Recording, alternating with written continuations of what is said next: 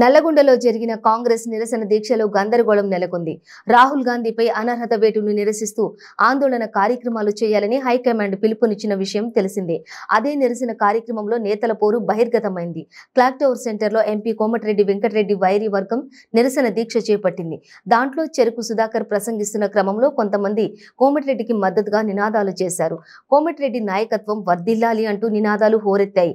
మరికొంతమంది చెరుకు సుధాకర్ కు మద్దతుగా నినాదాలు చేశారు. పరిస్థితి ఉద్రిక్తంగా మారటంతో అర్ధాంతరంగా నిరసన దీక్ష ముగిసింది.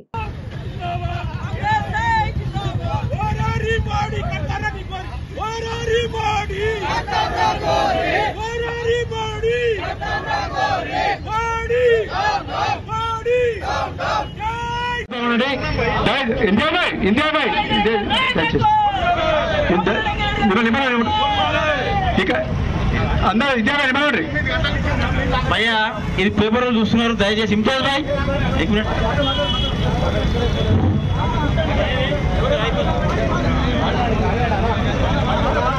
కూర్చోండి, దయచేసి కూర్చోండి, అందరు కూర్చోండి.